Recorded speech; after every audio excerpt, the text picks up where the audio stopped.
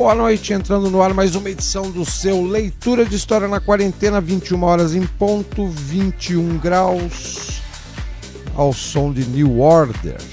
Vamos tirar aqui, senão o Facebook reclama de direitos autorais. Vamos ver aqui os nossos temas de hoje. Deixa eu tirar o retorno aqui, que senão dá eco.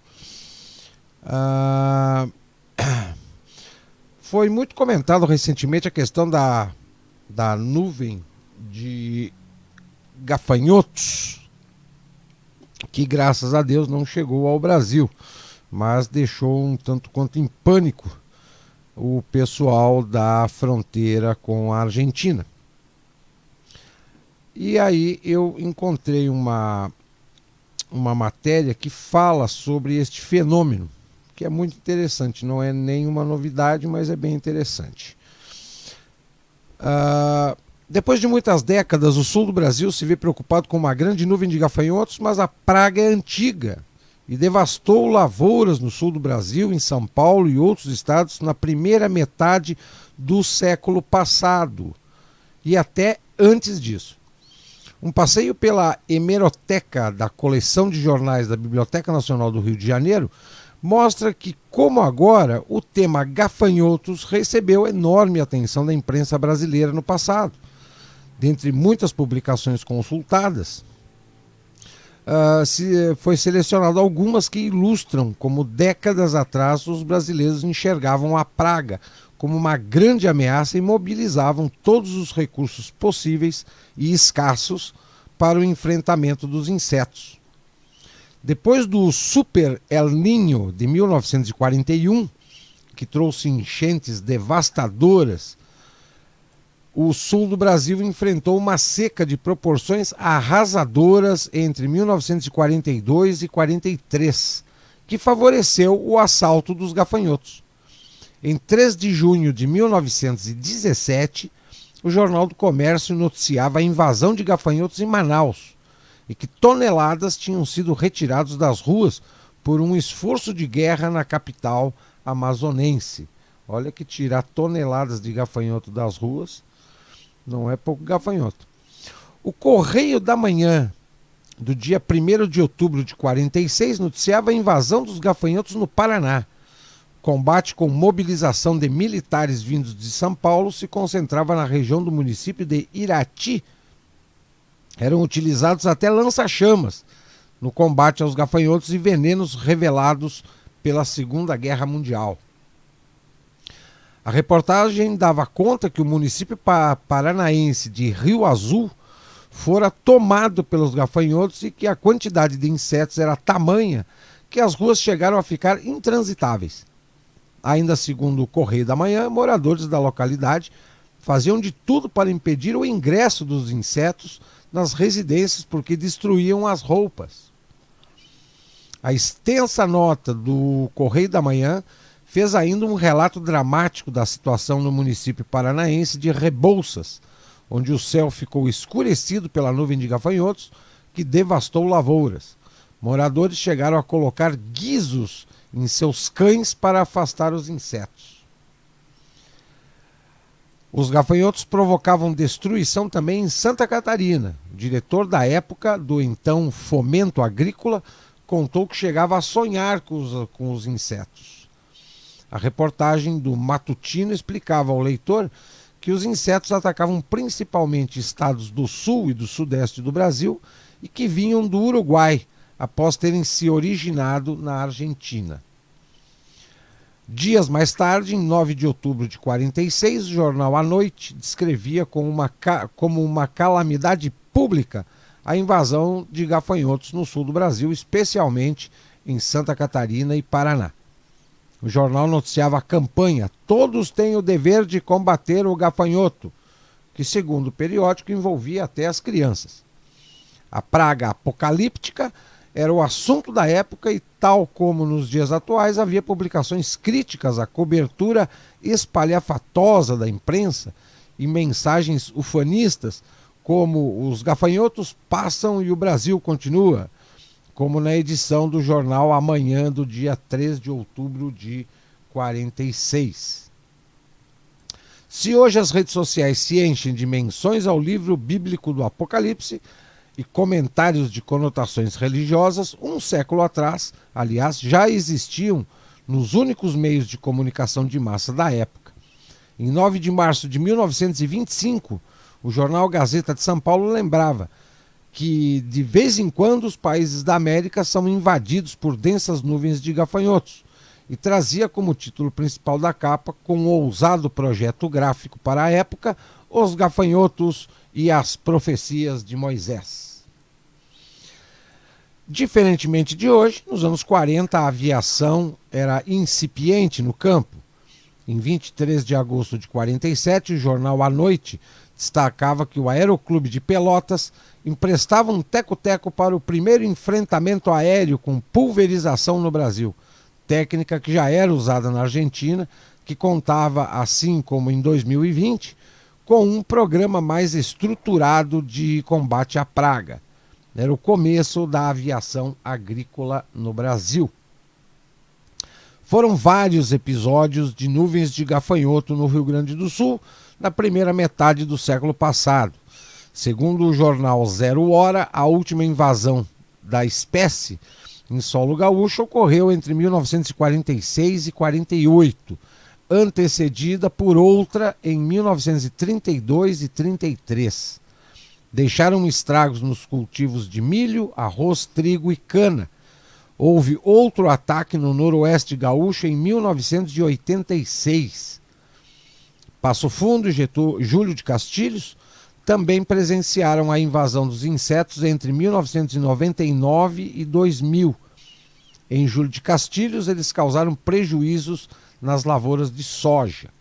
Mas os gafanhotos já faziam estrago muito antes. Em 1906, o Rio Grande do Sul teve uma invasão devastadora dos insetos.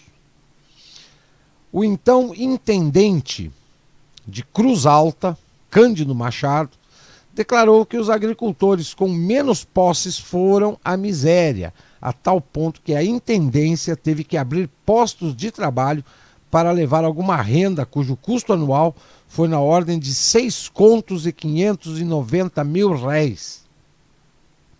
Nesta época, usaram para combater a vassoura de fogo e criavam barreiras de fogo para conter os gafanhotos. Em 29 de setembro de 1906, o jornal A Federação do Partido Republicano Gaúcho noticiava que o governo do Rio Grande do Sul estava pagando por ovos de gafanhotos encontrados e criticava o jornal concorrente Correio do Povo, a Folha Neutra, pela sua cobertura do fato. Imagina, pagar para quem encontrasse ovos de gafanhoto. A praga voltaria com força ao território gaúcho na década de 40. Em 47, noticiava-se o ingresso de uma nuvem de 30 quilômetros de extensão por Uruguaiana e Quaraí, causando espanto por ser inverno e não tem um período propício para a praga. Em 47, o jornal Diário Serrano de Cruz Alta noticiava grande nuvem de gafanhotos de mais de 5 léguas de extensão acaba de invadir os municípios de Tupanciretã e Cruz Alta. Aviões da Secretaria da Agricultura realizaram o combate aéreo da praga com o uso de DDT. Os agricultores usavam de outros meios como lança-chamas. Até mesmo as crianças, montadas em cavalos, galopavam com panos brancos, outras em duplas arrastavam taquaras atadas e latas velhas em forma de tambor para espantar os bichinhos das lavouras de trigo. Em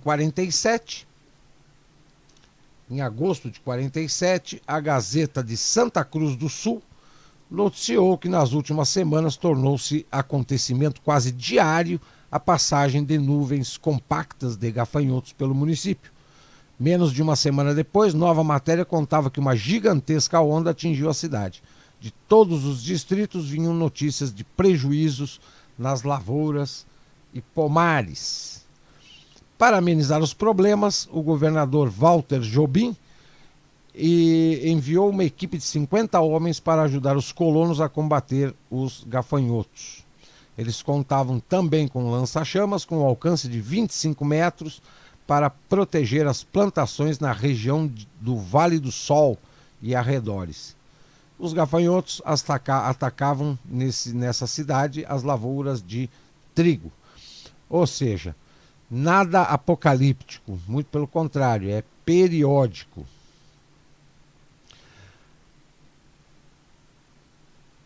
O que é ser prático, segundo a tradição? Se fala muito de praticidade, né? Mas o que é ser prático, segundo a tradição?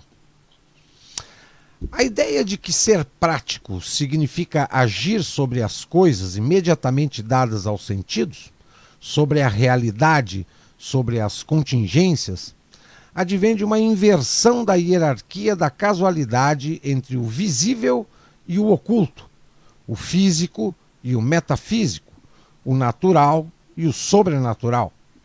Segundo a tradição, a dimensão causal dos processos é a oculta, metafísica, sobrenatural, de que a visível, física e natural é reflexo.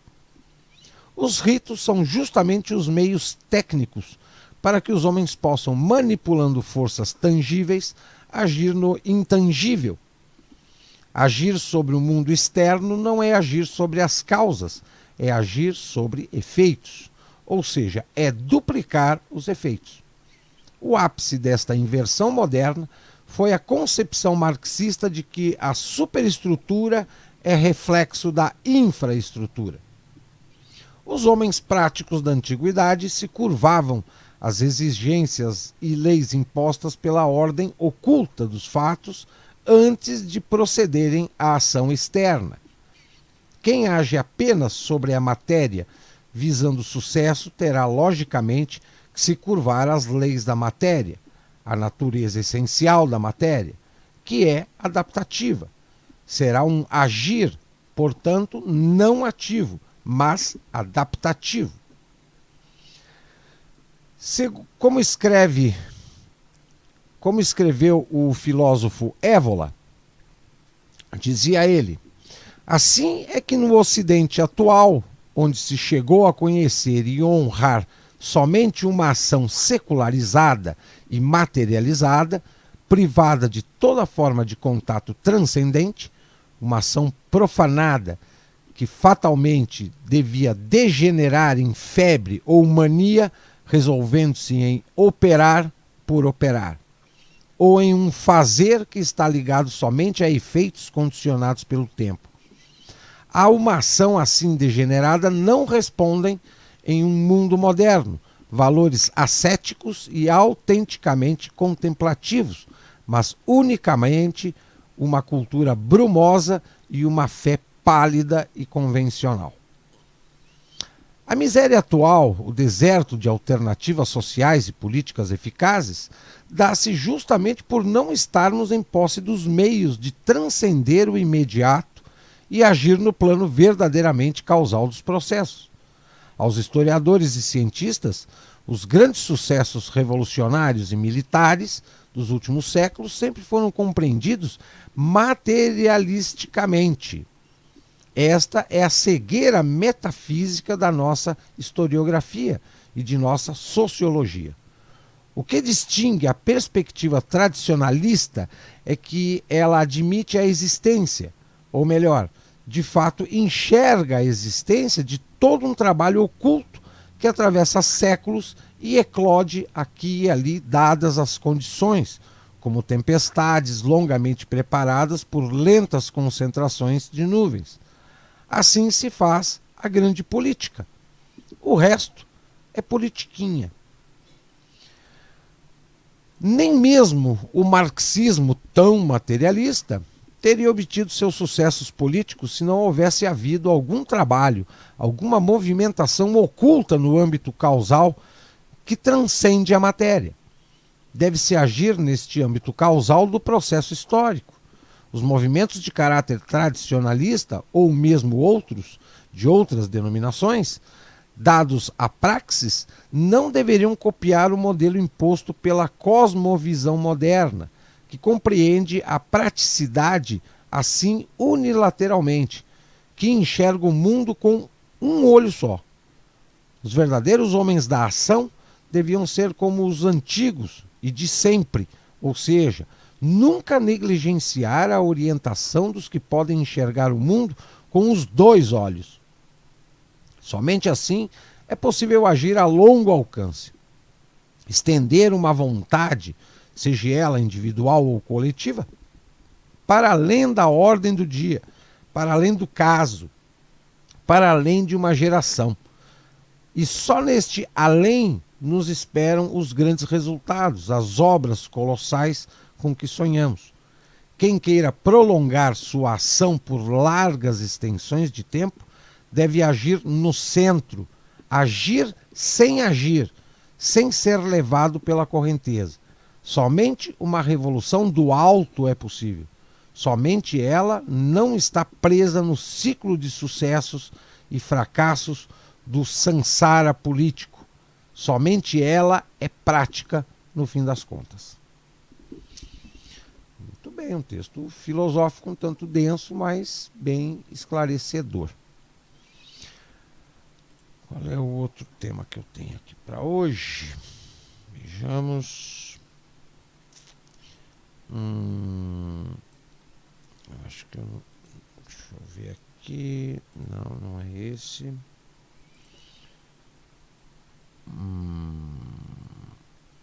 Também não. Cadê ele? Aqui. Salário mínimo ou pleno emprego? No Brasil, o salário mínimo foi criado lá nos idos de 1936, durante o governo de Getúlio Vargas. Durante o século XX, o salário mínimo foi reajustado diversas vezes pelo governo com o argumento de compensar a perda de poder de compra ocasionada pela inflação. O irônico a respeito da definição de um salário mínimo é que seu propósito inicial era o de garantir qualidade mínima de vida ao trabalhador. Mas a sua própria existência gera uma ineficiência de mercado, que tem por consequência direta um menor número de trabalhadores empregados. Como explicam os economistas, a fixação de padrões salariais superiores aos que se estabeleceriam num mercado desimpedido redunda inevitavelmente no desemprego de parcela ponderável da população ativa. Quando um governo coercitivamente impõe os termos em que os empregadores devem contratar e não permite que os padrões salariais se ajustem de acordo com as condições de mercado, inevitavelmente existirão atividades que se tornarão inviáveis. Assim sendo, haverá uma parte da população economicamente ativa que poderia estar empregada, mas não estará. Além do desemprego, há uma segunda implicação: a evasão fiscal, pois uma parte dessas pessoas encontrará outras fontes de receita em um mercado informal, que não contribui com tributos. Por consequência, a receita de impostos que deveria ser garantida por essa parte da população é compensada por maiores impostos à parte contribuinte. Um exemplo é o da contratação de uma pessoa para fazer atividades domésticas. Suponha um salário mínimo de R$ 1.000 ao mês. Como esse valor independe do local onde a atividade doméstica será exercida, pessoas com apartamentos menores não estarão dispostas a contratar esse trabalhador. Sendo assim, esse empregador procura uma pessoa para exercer essa atividade em uma base diária, que na maioria das vezes não terá registro em carteira, ao invés de empregá-la formalmente. É importante entender que o mercado de trabalho funciona da mesma forma que a lei da demanda e da oferta. Quanto maior a abundância de um bem, menor o seu valor. Assim, se a quantidade de trabalhadores capazes de exercer uma mesma atividade aumenta, naturalmente a base salarial diminui. Mas todas as pessoas poderiam ser empregadas. Por outro lado, quando não há livre mercado e a base salarial não pode ser reduzida, haverá uma parcela que não poderá estar empregada. Dito isso, O que é melhor, um salário mais elevado para uma parte da população ou a possibilidade de emprego a toda a população? A resposta para a questão do pleno emprego é da seguinte maneira. Esta expressão relaciona-se com um mercado desobstruído, não manipulado pelos sindicatos ou pelo governo. Nesse mercado, os padrões salariais para cada tipo de trabalho tendem a atingir um nível tal que é possível a todos os que desejam emprego obtê-lo. Por outro lado, todo empregador terá, então, condições de contratar tantos trabalhadores quantos lhe forem necessários. O único método que permite a instauração de uma situação de pleno emprego é a preservação de um mercado de trabalho livre de empecilhos políticos e de sindicatos tacanhos. Esse artigo foi escrito pela Alicia Kiepe Carreira. Vejamos aqui. Esse texto aqui eu achei bastante interessante. Ele foi escrito por um historiador, diga-se de passagem. Até parece texto de psicólogo, mas foi um historiador que escreveu. Marcel Camargo. E eu assino embaixo. Toda a ideia dele, tudo que ele afirma aqui, eu assino embaixo. Uma das coisas mais desagradáveis que ocorrem é sermos mal entendidos.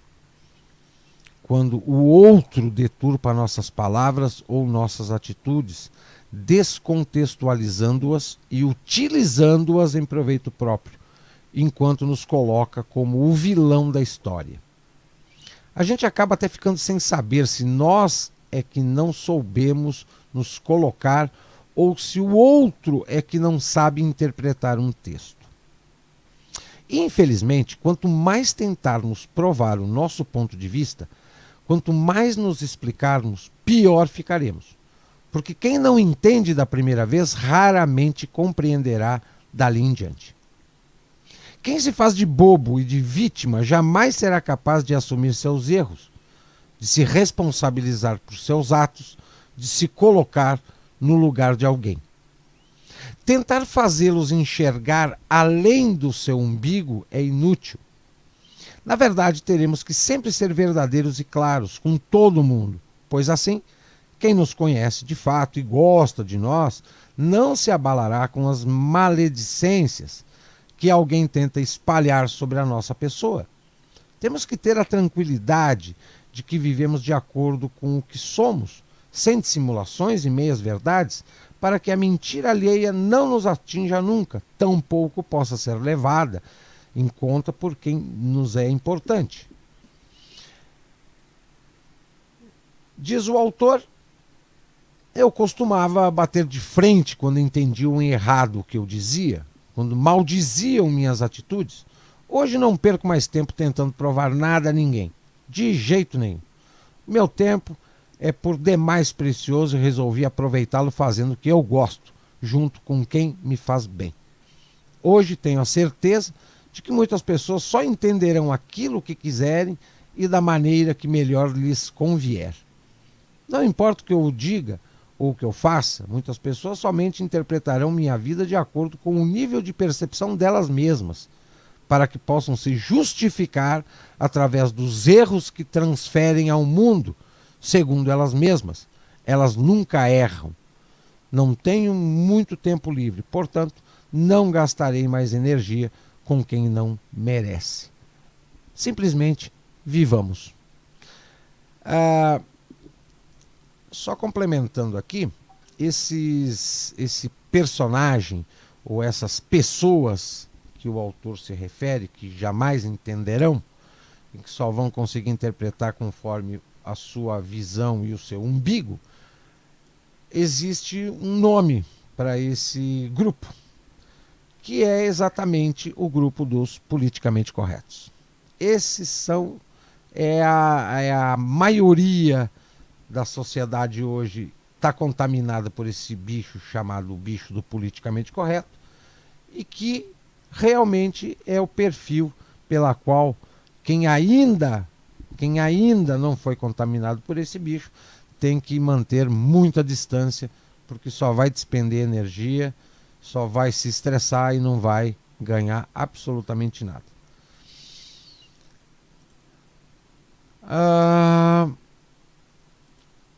Deixa eu ver aqui.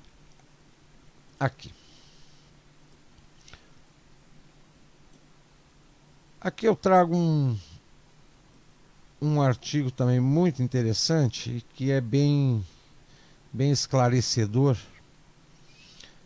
com relação ao progressismo, que é o modelo que a gente já vem vivendo aí há no mínimo 30 anos. Não integralmente, integralmente nos últimos 15 anos, mas vem sendo gradualmente implementado no Brasil. Esse texto foi escrito pela Catarina Rocha Monte, que é uma filósofa, e eu achei bastante esclarecedor. Vale a pena a gente ter um contato com ele. Progressismo, privilégios, hegemonia e tensão social. Lei pervertida e progressismo.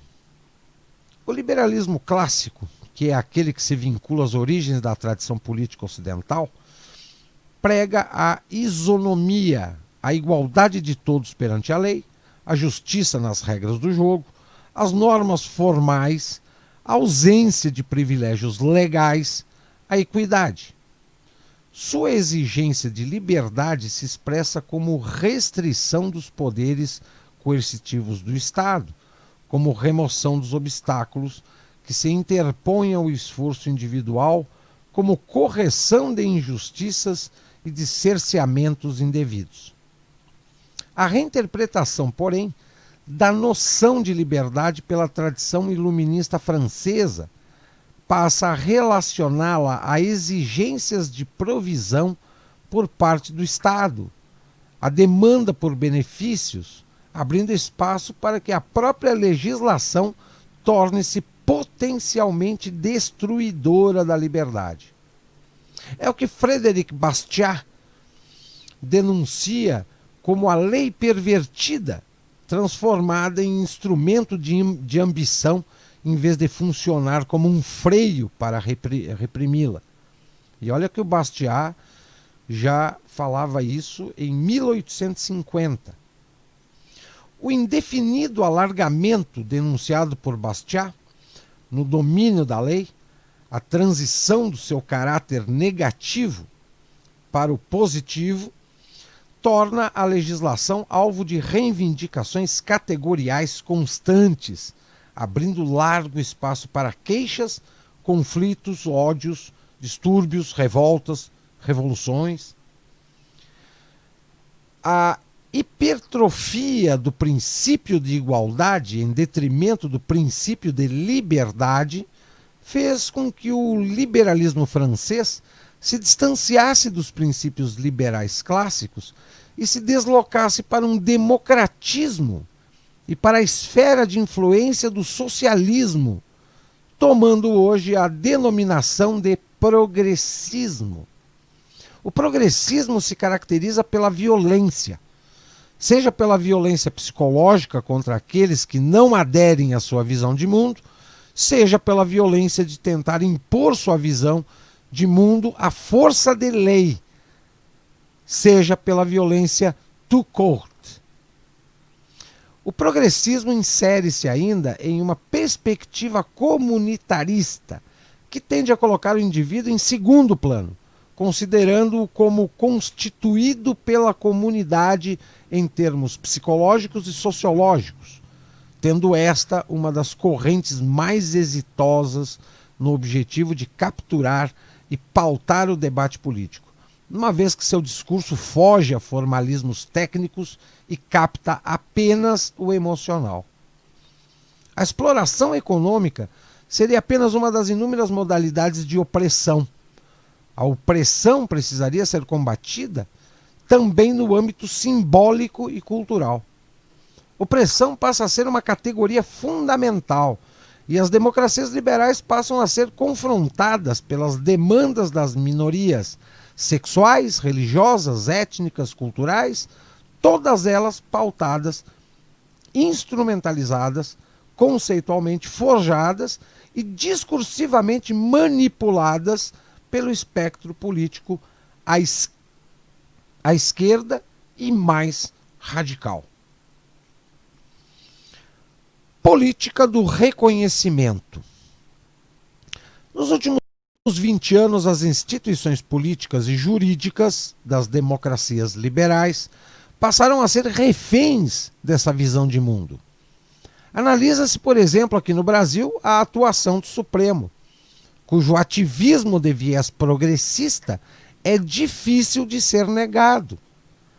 Chamemos, para fazer referência a uma obra de Charles Taylor, Política do Reconhecimento, a essa política com ênfase nas demandas de grupos e indivíduos que se organizam em movimentos sociais em torno de uma identidade particular, em busca de um reconhecimento e de direitos diferenciados. Pois bem, tal política pode ser ainda mais radical se considerarmos a literatura do conceito de reconhecimento, fornecida por Axel Honneth, para quem a autonomia do indivíduo não depende apenas de si mesmo, só podendo ser exercida se o sujeito que age tiver respeito próprio, estando este respeito próprio, porém, na dependência do reconhecimento do valor do sujeito pelo outro, através do respeito, da estima e do amor. A consequência para as lutas sociais dessa interpretação do reconhecimento é que estas não se limitarão mais à retificação de injustiças, como a exploração econômica ou a exclusão política, mas se estenderão à luta pelo reconhecimento e pela valorização do outro, passando-se de um discurso contra a desigualdade material para um discurso contra a desigualdade simbólica e da exigência legítima de um tratamento igual perante a lei, para a exigência de leis que concedam privilégios a determinados grupos, que além dos privilégios concedidos, querem se sentir respeitados pela força da lei. Fica aqui um exemplo desses grupos que querem privilégios e respeito pela força da lei, que é o grupo LGBT. Os efeitos colaterais das políticas afirmativas. Os princípios da liberdade e da igualdade são os fundamentos primeiros da democracia. Os fundadores da democracia antiga trataram de constituir um Estado sob o império das leis, justamente como garantia contra a arbitrariedade de algum tirano ou grupo de poder. Assegurada em tese a igualdade perante a lei, a democracia moderna tomou como missão ir além da igualdade legal em direção à correção de alguma desigualdade material. E tendo em vista segmentos sociais tidos por historicamente marginalizados, tornou-se comum a adoção de instrumentos de políticas públicas voltadas para esses grupos. Esse tipo de programa que atua com segmentos e grupos preferenciais por meio da concessão de cotas é chamado hoje em dia de ação afirmativa nos Estados Unidos ou discriminação positiva no Reino Unido. Porém, é interessante notar que, conforme expõe Thomas Sowell no livro Ação Afirmativa ao Redor do Mundo, um estudo empírico sobre cotas e grupos preferenciais, a expressão ação afirmativa surgiu nos Estados Unidos em um decreto do presidente John Kennedy, no qual se expressava, abre aspas, uma preocupação especial para garantir que aqueles que tinham sido discriminados no passado não mais o fossem no futuro e que passos concretos fossem dados para que tudo e todos ficassem alertas quanto a isso. Fecha aspas. Nas palavras do próprio Kennedy, em seu decreto presidencial, exigia-se que a ação afirmativa assegurasse que os candidatos fossem empregados e que trabalhassem sem consideração de raça, credo ou origem nacional. Com a concessão de privilégios a membros de grupos particulares, fere os princípios das sociedades comprometidas com a igualdade dos indivíduos perante a lei. Costuma-se atribuir a essas ações e programas um caráter temporário. Como se estabelece, porém, na maioria dos casos, o objetivo utópico de eliminar a desigualdade econômica e social, os programas se estendem e se complexificam cada vez mais. Conforme esclarece Sowell, a igualdade de oportunidades pode ser obtida dentro de um período plausível de tempo, mas isso é totalmente diferente da eliminação da igualdade de resultados. A igualdade de representação dos diferentes grupos em uma determinada instituição tem sido um fenômeno bastante raro ou inexistente, exceto quando tais resultados numéricos são impostos artificialmente por cotas. É normal que haja uma tendência de determinados grupos se engajarem em determinadas ocupações, e isso não é necessariamente um aspecto negativo. Pessoas são diferentes, com tendências diferentes e se fazem representar naturalmente no âmbito que melhor se adeque às suas propensões, tradições e interesses. A representação equilibrada de grupos, considerada normal, é difícil ou impossível de ser encontrada em qualquer lugar, enquanto a desigual, que é vista como desvio a ser corrigido, permeia as mais distintas sociedades. Outro aspecto a ser considerado é o impacto psicológico de tais medidas, tanto em relação aos grupos contemplados pelas cotas, quanto em relação aos grupos que não usufruem de tais vantagens. Nem os grupos dos preferenciais, nem os dos não preferenciais são blocos inertes que podem ser movidos de lá para cá ao bel prazer do grande projeto de um terceiro. Ambos se confrontam com leis e políticas de incentivos e condicionantes, não como predestinações, e reagem à sua maneira. Tais reações incluem reclassificação de si próprio, alterações nos esforços e nas atitudes em função das conquistas e mudanças de postura em relação aos membros de outros grupos. Dentre as reações dos integrantes dos grupos não preferenciais, destaca-se a tentativa de reclassificação dentro desses grupos e dentre aqueles que são contemplados pelas cotas. Não é incomum a perda de ênfase no desenvolvimento das habilidades necessárias para o exercício ou conquista da função obtida por meio do referido privilégio. Ou seja, há um desestímulo para o desenvolvimento de habilidades específicas, já que se obterão facilidades de acesso ou permanência por aspectos outros que não aqueles relacionados especificamente àquela função. Outro aspecto extremamente prejudicial é a estigmatização daqueles que logram êxito por meio de cotas.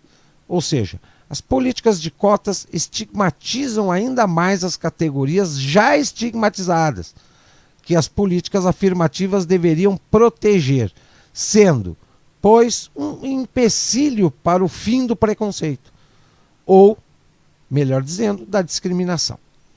Há ainda enormes perdas sociais decorrentes de ressentimentos intergrupos, sendo lamentável que a sociedade que avançava no sentido de tratamento igual para todos os indivíduos, independentemente de cor, credo, gênero, raça, opção, esteja agora passando ao tratamento desigual com base nesses mesmos critérios, com base nos quais não se deveria julgar. Em meio às mudanças que trouxe o capitalismo liberal ao mundo, sob o influxo das novas condições sociais, políticas e econômicas dele derivadas, as mulheres passaram a expressar com toda a força as legítimas e necessárias reivindicações por direito de participação política, acesso à educação, independência econômica. Na obra Reivindicação dos Direitos da Mulher, escrita em 1792 por Mary Wollstonecraft, centra a sua argumentação na igualdade de inteligência entre homens e mulheres, fundamentando com isso a exigência pelo direito das mulheres à educação. Em 1869, um homem liberal, John Stuart Mill, leva adiante essa valorosa luta e publica a obra A Sujeição da Mulher, na qual denuncia a desigualdade perante a lei entre homens e mulheres. Se nessa primeira onda de caráter liberal, também conhecida como sufragista, o feminismo caracterizou-se fundamentalmente pelo acento colocado na igualdade perante a lei, na reivindicação de direitos cívicos e políticos, tendo sido, por isso mesmo, um grande passo em favor da justiça, dali em diante o feminismo se reinventará por caminhos tortuosos. Enquanto o movimento feminista se limitar a igualar os direitos jurídicos da mulher com os do homem e dar-lhe segurança sobre as possibilidades legais e econômicas de desenvolver suas faculdades e de manifestá-las mediante atos que correspondam a seus gostos, a seus desejos e à sua situação financeira, só é um ramo do grande movimento liberal que encarna a ideia de uma evolução livre e tranquila.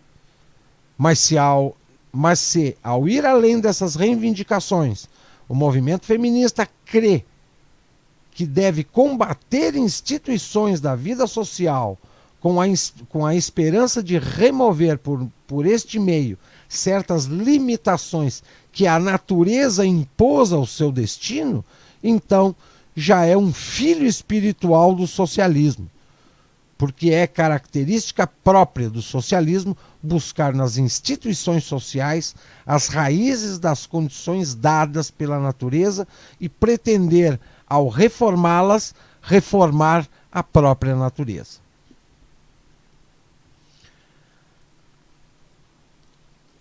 As subsequentes ondas do feminismo não apenas despojaram-se do discurso liberal, mas passaram a combatê-lo sob o influxo das lentes ideológicas do marxismo.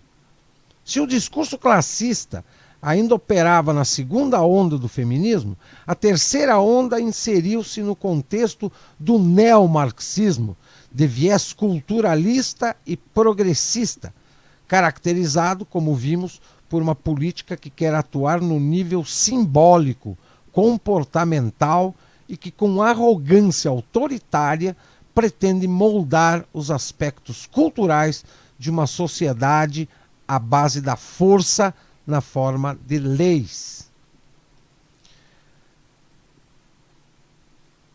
Simone de Beauvoir, em O Segundo Sexo, escrito em 1949, defende que mulher seria um conceito socialmente construído, carente de essência, artificial e sempre definido pelo homem, seu opressor. Por conseguinte, a tarefa da mulher que pretende emancipar-se é romper com essa simbologia contida no conceito cultural da mulher.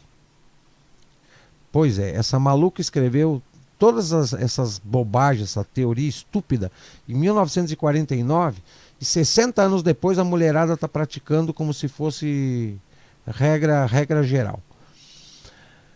Beth Friedan, por sua vez, expõe no livro A Mística da Feminilidade, escrito em 1963, que a liberação da mulher não teria sido lograda com as vitórias no terreno dos direitos civis e políticos, já que os aspectos culturais e as regras informais como a de ser esposa e mãe, que se associavam à mulher, continuariam a oprimi-la. Ou seja, a luta política já está distante do âmbito de uma reivindicação legítima de reverter situações nas quais a mulher estaria em situação de tratamento desigual perante a lei. Doravante, a legislação passa a ser usada para impor a forma adequada de reconhecimento, de representatividade, de empoderamento feminino. Empoderamento na cabeça delas. A proposta de cotas para mulheres na política é um exemplo de concessão de vantagens especiais que fere os dispositivos constitucionais a fim de obter a forma supostamente adequada de representatividade e de empoderamento. Quer dizer, se a mulher não gosta de política, ela é obrigada a gostar porque tem que ter um número X de mulher lá no parlamento, na Câmara de Vereadores. Sabemos que nos termos da Constituição, homens e mulheres são iguais em direitos e obrigações, restando claro que não há espaço para o requerido privilégio feminino. É evidente que tanto mulheres e homens têm o direito de disputarem em igualdade de condições o pleito eleitoral, quanto os cidadãos têm o direito de votarem em quem quiserem, independentemente de sexo, cor, raça, orientação sexual e etc. Além disso, a proposta de cotas de gênero na política traz consigo vícios de discriminação negativa. A proposta não inclui, por exemplo, cotas para deficientes negros ou índios, nem para os sem terra ou quilombolas, nem para transgêneros e travestis. Por que não lhes garantir cota de representatividade, uma vez que esta garantia está sendo requerida para as mulheres? Ou seja, se é para dar privilégio, ou dá para todo mundo ou não dá para ninguém. Né? Aceitar as cotas de gênero que dão privilégio à mulher na disputa política é fazer a mulher entrar na política já pautada pela visão do mundo progressista, que quer impor de cima para baixo leis que, em vez de limitar o poder político, o que nós, liberais, defendemos, tende a ampliá-lo, fazendo-o incidir sobre os costumes e as reações interpessoais e cotidianas.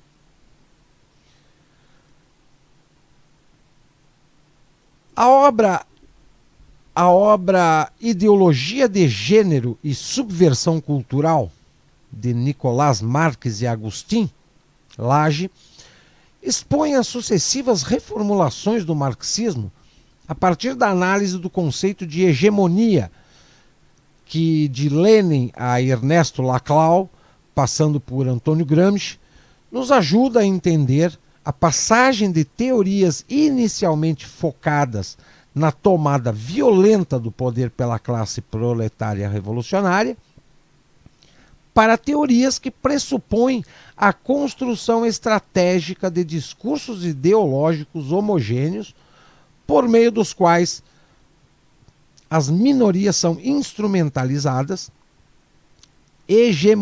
hegemonizadas e seus conflitos potencializados contra um inimigo comum, que é o capitalismo, que é a democracia, ou a ordem espontânea do mercado, e os valores cristãos que sustentam a civilização ocidental. Essa nova esquerda se disfarça em pele de cordeiro, protegida pelo termo democracia.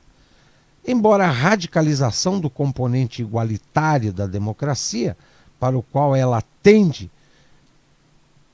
represente o distanciamento dos princípios liberais e, consequentemente, a destruição do tipo de regime que ela falsamente diz defender. Eu quando leio isso, eu fico pensando que de uns anos para cá, porque se trocou um presidente que hoje nem partido tem, todo mundo diz que a esquerda está morta. Desde antes de Marx, que o socialismo é bastante variado. No início do século XX, porém, o socialismo marxista prevaleceu sobre todas as outras correntes, inclusive sobre o então vigoroso anarquismo bakuniniano, que é também uma espécie de socialismo. Não. Socialismo é uma coisa, anarquismo é outra coisa. Aqui o autor errou feio. Quando se apresentou ao mundo através do panfleto O Manifesto Comunista, escrito por Marx e Engels, o jovem lobo de dentes afiados expôs sua voracidade e, para se diferenciar dos socialismos tímidos ou utópicos, adotou o termo comunismo como designação. Por algumas décadas, os marxistas assim se proclamaram, com grande orgulho, e proclamaram com pompa e estardalhaço o comunismo como sendo o caminho radioso da humanidade. Após devorar muitos milhões de cordeiros e ovelhas, o comuno marxismo naufragou e a grande maioria dos seus remanescentes procurou se esconder debaixo de novas peles. Primeiro, o termo comunismo foi aposentado, dando-se preferência ao termo mais genérico e brando de socialismo. Os marxistas brasileiros usaram e abusaram do termo socialista, até que este também se desgastou.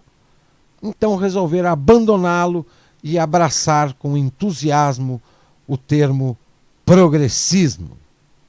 Hoje, 90% da esquerda brasileira tornou-se progressista, o que não muda em absolutamente nada, só mudou o nome, o rótulo. Eles continuam sendo os mesmos esquerdistas, marxistas, socialistas, comunistas de sempre, só que usam uma nova denominação. Mudou a marca. Não se pode negar inteligência e astúcia na apropriação do termo. Com efeito, progresso é palavra de significado positivo. Difundido pelo iluminismo, adquiriu a conotação de mudança para melhor. Na formulação kantiana otimista, a humanidade caminha do bem para o melhor. E esse caminhar positivo é propriamente o progresso. Nesse sentido, não conheço ninguém que seja contra. Os conservadores, abominando as violências e o terror revolucionários, não renegam o progresso. Apenas têm prudência do modo como se busca esse progresso e para quem, na verdade, é este progresso. Uma das características que unem o velho marxismo e a nova esquerda progressista é o esforço de controle das mentes por manipulação da linguagem. George Orwell tratou disso magistralmente no livro 1984, onde descreve a distopia, o horror do totalitarismo comunista que se poderia prever em sociedades futuras. Na distopia de Orwell, o instrumento por excelência do partido interno, o seleto grupo de fato dirigente, para a escravização das mentes, é a novilíngua, que se constrói, dentre outros pérfidos manejos, pela apropriação dos termos mais elevados, no sentido de facilitar a promoção das vilanias totalitárias.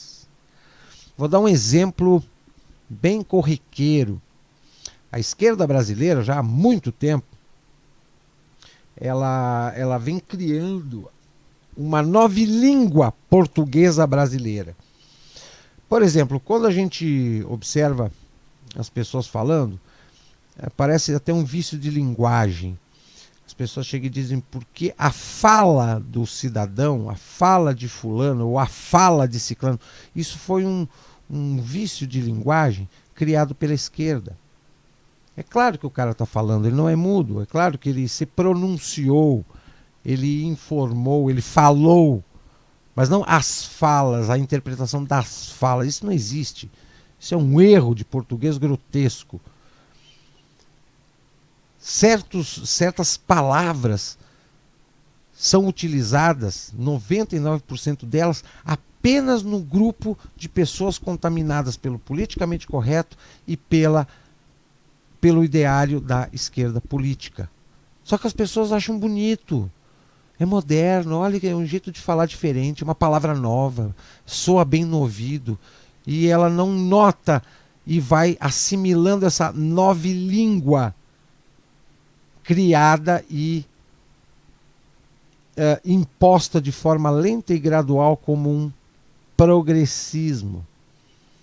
Infelizmente, muitos meios de comunicação nos dão testemunho diário no seu consenso comunicacional de uma depauperação linguística advinda do uso abusivo de uma linguagem já corrompida e degradada por uma ideologia. A corrupção da linguagem pela ideologia gradativamente nos torna incapazes de compreender e acessar a realidade que passamos a negar com fanatismo. Tudo isso é assunto bastante complexo e tão antigo que poderíamos remetê-lo, como já o fizemos em algumas ocasiões, ao célebre debate entre Platão e os sofistas, que também pode ser compreendido como o debate entre dois modos de vida, entre dois modos antagônicos de estar no mundo e de compreendê-lo. Um tem por objetivo o poder, o prazer, a violência e fundamenta-se na imanência nas relações sociais, no discurso retórico vazio. O outro tem por objetivo a verdade, o belo, o bom, o justo e fundamenta-se na transcendência, no cosmos e em Deus. Então, às 21h57, eu encerro esse texto bastante esclarecedor, muito claro, e não precisa refletir muito para a gente enxergar que a gente vive numa sociedade totalmente corrompida, totalmente formatada, totalmente adequada, totalmente formada para viver sobre o tacanho e a implementação do poder utópico, hoje não mais utópico, porque já vivemos fatores do neomarxismo, né? Pessoas adequadas a esta ideologia, a esse projeto de poder. Infelizmente. E isso não é nenhuma exceção, muito pelo contrário. A exceção é exatamente quem discorda dessa realidade que a gente vive. Porque a regra ela é totalmente neossocialista, marxista, corrompida, degenerada e está sendo reconstruída por essas cabeças deformadas que o marxismo formou ao longo do tempo. 21h58. O Leitura de História na Quarentena fica por aqui, mas claro, você fica na companhia do Bunker da Cultura Web Rádio, sua companhia musical na web, 24 horas por dia com o melhor da música. Uma boa noite a todos e até amanhã.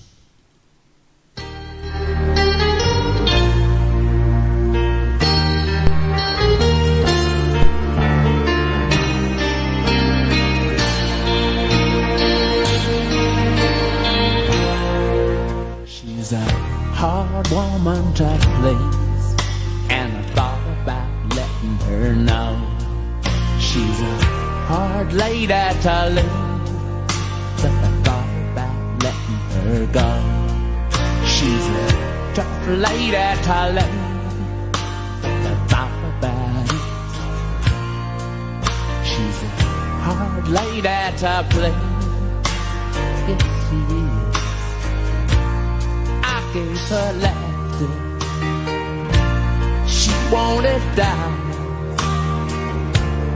I was romantic, she treated me cruelly. Where is the mercy? Where is the love? You see, passion has a funny way of burning down and running low. Suddenly it goes out, and you wonder, where does it go? She's a hard woman to please, I thought about letting her know.